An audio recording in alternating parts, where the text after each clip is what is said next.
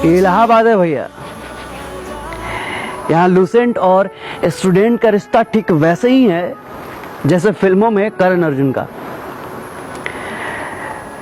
यहाँ की गलियों में स्टूडेंट भरे पड़े हैं और सड़कों पे सेकेंड हैंड किताबें। इलाहाबाद के स्टूडेंट के ऊपर कोई कहानी लिखने का मतलब है पानी को छन्नी से छानना और हवा को सूती कपड़े में बांधना। जहाँ बॉडी में हीमोग्लोबिन, पानी और मिनरल्स की तरह स्टूडेंट के कमरे में जीरोक्स कॉपी, प्रतियोगिता दर्पण और नोट्स बहते रहते हैं। और जहाँ एडिसन के पंखे के नीचे स्टूडेंट का इतिहास उड़ाते रहता है। और जहाँ 5 तरह के पब्लिकेशन के किताब पढ़े बिना खाना डाइजेस्ट नहीं होता है। A4 साइज के पेपर और किताबों के तह में जिंदगी का कितना रंग बह जाता है ये सिर्फ इलाहाबाद जानता है। अब इलाहाबाद कहें या प्रयागराज, जगह का नाम बदलता है साहेब, स्टूडेंट्स नहीं। और वैसे भी शादीशुदा लड़की और बेरोजगार लड़के का कोई घर नहीं होता है, सिर्फ एड्रेस होता है। इलाहाबाद के स्टूडेंट की जिंदगी नहीं, एक साधना है जहाँ सब कुछ मना है।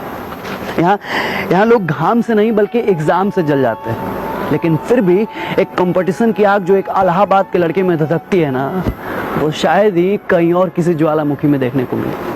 काहे कि इन्हीं स्टूडेंट की जिंदगी किसी नुक्कड़ के चौराहे से शुरू होकर दही जलेबी होते हुए दोपहर के दाल भात चोखा में सन के रात के सब्जी रोटी के साथ गुम हो जाती है। साला जुनून इतना कि सब्जी भले पकता कुकर में हो, लेकिन उसका दिमाग उस पोस्टर पे लगा होता है जहां हल्दी घाटी, पानीपत और तराइन के तीनों युद्ध की तारीख छपी होती है। चाहे कि चुस्कियों से ज्यादा वो महसूस करता है अखबार का वो एडिटोरियल पेज जिसमें कई बार डूब के अपने होठों को जला लेता है, या फिर बड़े ध्यान से सुनता है उन नुक्कड़ के बकैतियों को जिसमें मौका पाते ही कूद जाता है अपने ज्ञान का लोहा मनवाने के लिए। वो शाम 8:45 तो याद ही होगा आपको, जिस समय सबका फिलिप्स का रेडियो ट्यून हो जाता था विविध भारती पे, जिसमें समाचार कम और कोचिंग का ऐड ज्यादा आता था। और फिर भी इलाहाबाद के लड़के हंस की तरह पानी से दूध छान के ज्ञान निकाल लेते हैं। अब वो चाहे मुरमुरा खाते लास्ट अखबार के टुकड़े से काहे ना मिले। संगम के किनारे आने वाले साइबेरियन पक्षियों की तरह हम भी कभी आए थे मुसाफिर बन के इलाहाबाद में। आंखों में कंपटीशन की नींद और दिल में जुनून और माथे पे चावल की बोरियां लेके प्रयागराज स्टेशन से उतर के गोविंदपुर के लिए टेम्पो पकड़ ली। वो टेम्पो में कुमार सानू का गाना बहुत तेज आवाज में बज रहा था और वो टेम्पो के खटारे सी आवाज में मिक्स होके गाना रिमिक्स हो रहा था। और वो गाना था, तू धरती पे चाहे जहां भी रहेगी, तुझे तेरी खुशबू से पहचान लूंगा। धरती पे चाहे जहां भी रहेगी, तुझे तेरी खुशबू से पहचान लूंगा। और सच कहें तो ये गाना हमारे जिंदगी का पहला रिमिक्स था जो काफी खूबसूरत था, बिल्कुल अपने इलाहाबाद की तरह।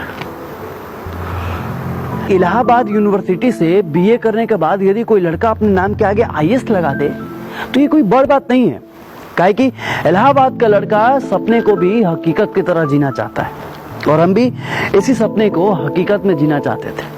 सो हम भी जुट गए अपनी सारी खुशियों को पीछे छोड़ के अपने मेघ मृचिका की तलाश में। वैसे एग्जाम के पहले एडमिट कार्ड खोना और एग्जाम के समय प्यार होना तो चलते रहता है स्टूडेंट लाइफ में। और वैसे भी ये इलाहाबाद है भैया, यहाँ रह के अगर यूपीएससी और प्यार नहीं हुआ तो फिर क्या हुआ। खैर हमारा तो एडमिट कार्ड गुम नहीं हुआ, लेकिन प्यार जरूर हो गया। और ऐसे भी इलाहाबाद में बलिया के लड़कों को रूम और पढ़ाकू लड़कों को प्यार बड़ी मुश्किल से मिलता है। और एक और बात, इलाहाबाद के लड़के आपको अपना जान दे सकते हैं लेकिन अपना बनाया नोट्स नहीं, काहे कि यहाँ कंपटीशन पहले है तो जिंदगी बाद में। यदि कोई एक बार इलाहाबाद में आ जाए और वो दुनिया के किसी भी कोने में रहे, उसके दिल के कहीं कोने में यूपीएससी बस जाता है, काहे कि इलाहाबाद के हवाओं में नशा है, यूपीएससी का नशा, आईएएस का नशा। इलाहाबाद सर्वाइवल का जगह नहीं है, बल्कि सर्वाइवल ऑफ द बेस्ट का जगह है। यहाँ जिंदगी को 512 MB का नहीं बल्कि 6 GB का रैम चाहिए खुद को समेटने के लिए। छोटा बघाड़ा और दरागंज के सिंगल कमरों में सपने रातों को खुली आंखों से देखा जाता है। यहाँ जिंदगी इकोनॉमिक्स में नहीं बल्कि हिस्ट्री, मैथ्स और ज्योग्राफी के सवालों में घूमती है।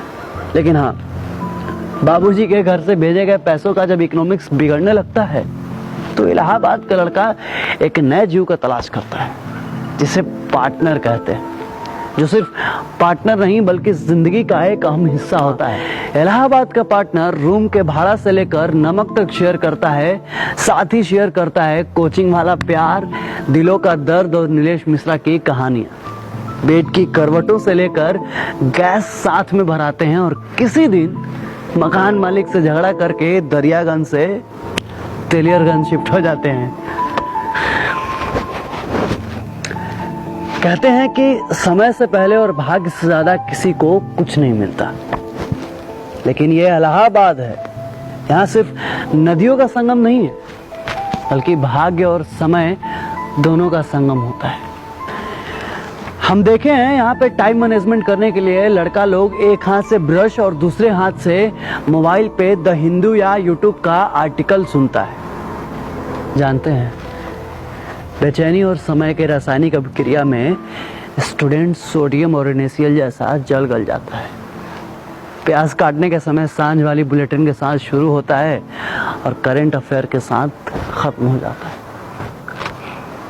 और जब यहाँ पिया मिलन चौराहे पे प्रेमिका किसी का दिल तोड़ती है तो उस लड़के का प्रिपरेशन 10 गुना ज्यादा बढ़ जाता है, और वो भी सिर्फ इसलिए कि ठुकरा के मेरा प्यार मेरा इंतकाम देखेगी। और अगले दिन संगम के लेटे वाले हनुमान जी को 1.25 किलो लड्डू चढ़ा के कसम खाता है कि अब IAS से नीचे कुछ नहीं बनना है। और दिन भर फोन पे पढ़ाने वाली गर्लफ्रेंड के PCS में सिलेक्शन हो जाने के बाद एक इलाहाबाद का सख्त लौंडा टूट जाता है, बिल्कुल अपने देवदास की तरह।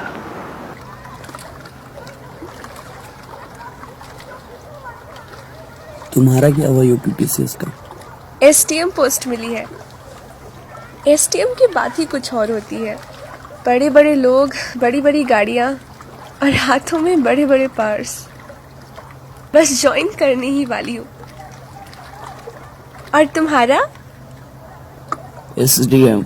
हाँ, बहुत बड़ी हो गई हो मुस्कान, पक्की SDM दिखती हो।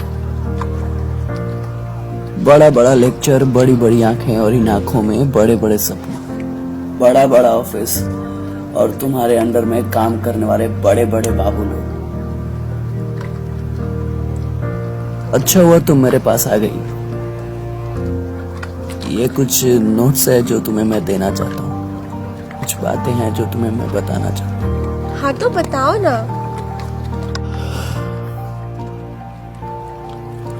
स से शुरुआत की UPSC की, स से सॉल्व पेपर भी सॉल्व किए, स से समग्र भारत भी पढ़ा, स से सहायक अधिकारी का पोस्ट भी भरा, फिर स से समय ने ऐसी करवट मारी कि हम UPSC के बिना रह सके।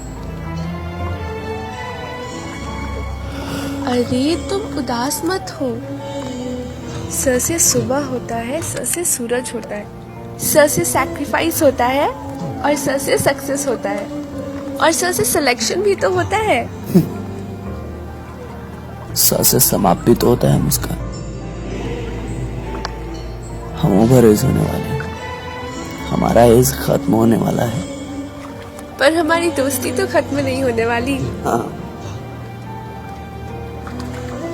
यह दौर बड़ा पेचीदा है मुस्कान। इस तरह से दम घुटता है मेरा, पर दोस्ती की कसम इस बार दम लगाकर ही छोड़ेंगे। और तुम्हें तो पता ही है कि हमें 10 से कितनी दूर तक जाना है।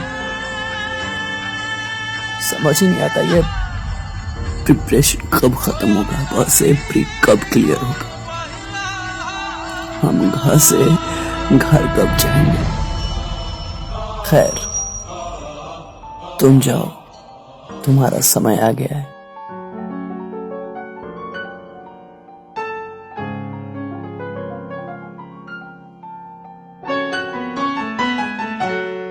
चलो एक बार फिर से अजनबी बन जाए हम दोनों, चलो एक बार। फोन करती रहना मुस्कान। न मैं तुमसे कोई उम्मीद